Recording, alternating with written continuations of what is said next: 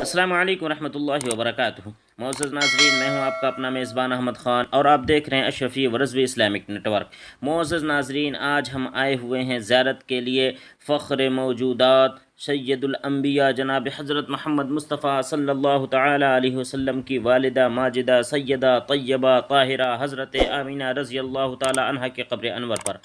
معزز ناظرین، یہ آپ کی نگاہوں کے سامنے آپ کی قبر انور موجود ہے، جو ابوا نامی قصبہ کے قریب پہاڑ کی ایک چوٹی پر واقع ہے۔ آپ ملاحظہ فرما رہے ہیں، آپ دیکھ رہے ہیں، یہ اس سیدہ کی قبر انور ہے جس کا بیٹا نبیوں کا امام بن کر کے دنیا میں تشریف لایا، اور یہ علاقہ جو ہے ابوا کے نام سے مشہور ہوا، جو شہر رابغ سے بالکل قریب ہے، اور عصر قدیم کا جو مکۃ المکرمہ سے مدینہ الرسول جانے کا راستہ تھا، اسی راستے پر آپ کی قبر انور موجود ہے، جو پہاڑ کے ایک چوٹی پر واقع ہے۔ معزز ناظرین، آپ اپنے نگاہوں سے دیکھ سکتے ہیں، یہ وہی سیدہ کی قبر انور ہے جن کا بیٹا دنیا میں امام الانبیاء بن کر تشریف لایا۔ یہ وہی سیدہ کی قبر انور ہے جن کا بیٹا سید المرسلین بن کر کے دنیا میں تشریف لایا۔ رب العالمین سیدہ طیبہ طاہرہ حضرت آمینہ رضی اللہ تعالی عنہا کے صدقے طفیل میں ہم سب کی والدہ، ہم سب کے اہل و عیال اور ہم سب کے اہل و عیال میں سے جو لوگ اس دار فانی سے کوچ کر گئے، ان کے وسیلے سے سب کو کروٹ کروٹ جنت الفردوس میں اعلیٰ سالا مقام عطا فرمائے،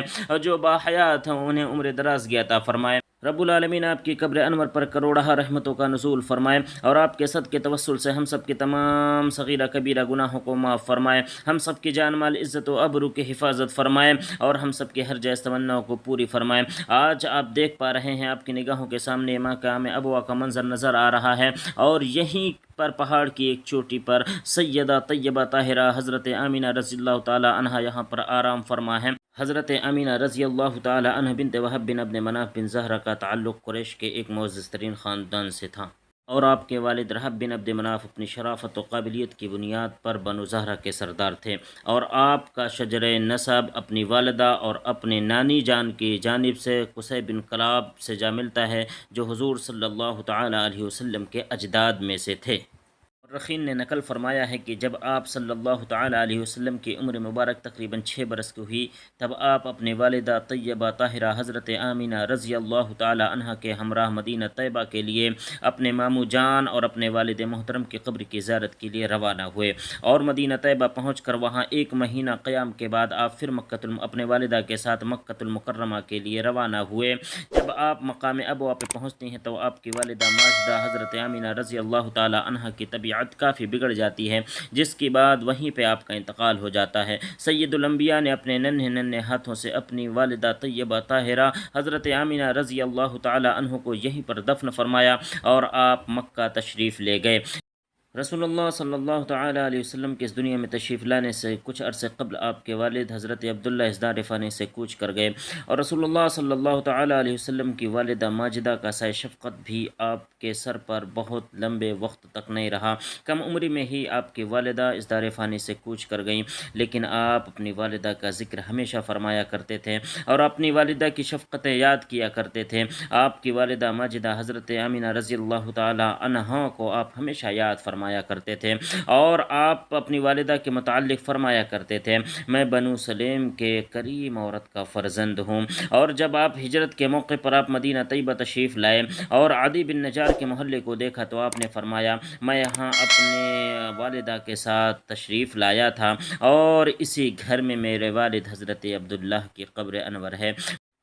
اب ملاحظہ فرما رہے ہیں، پہاڑ کی اس چوٹی سے اترنے کے لیے کوئی دوسرا اور راستہ ہموار نہیں، پہاڑ کے پتھروں کے بیچ سے ہو کر کے نیچے گزرنا پڑتا ہے، کیونکہ کچھ لوگوں کے غلط نظریے، کچھ لوگوں کے غلط عقائد ہیں، جو نبی کریم صلی اللہ تعالی علیہ وسلم کے والدین طیبین صالحین کو جنتی یا صاحب ایمان نہیں مانتے، لیکن ہم اہل سنت والجماعت کا متفق علیہ فیصلہ ہے کہ نبی کریم صلی اللہ تعالی علیہ وسلم کے والدین جنتی ہیں، اور جنتی نہیں بلکہ بدرجہ اولا جنتی ہیں، اور بلکہ ہمارا تو یہ عقیدہ ہے کہ انہی کے توسل سے ہمیں جنت ملنے والی ہے، انہی کے ذریعے سے، انہی کے وسیلے سے ہمیں جنت نصیب ہونے والی ہے، کیونکہ مفسرین کرام نے نقل فرمایا ہے کہ جس مچھلی نے حضرت یونس علیہ السلام کو 40 دن تک اپنے پیٹ میں رکھا، وہ مچھلی جنت میں جائے گی۔ تو ذرا سوچو تو صحیح، جس کے بطن اقدس میں سید الانبیاء نے 9 مہینے تک آرام فرمایا ہو، جنہوں نے 9 مہینے تک سید الانبیاء کو پالا ہو، ان اور جن کی شفقت نبی کریم صلی اللہ تعالی علیہ وسلم اپنے آخری زمانے میں یاد فرمایا کرتے تھے، جن کی بارگاہ میں خود سید الانبیاء نے حجۃ الوداع ودا کے بعد آپ کی بارگاہ میں حاضری دی ہو،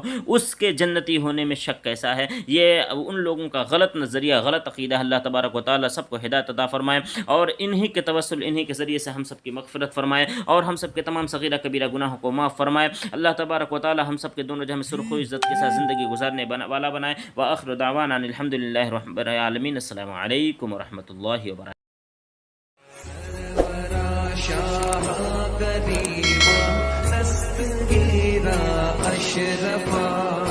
سرورا شاہ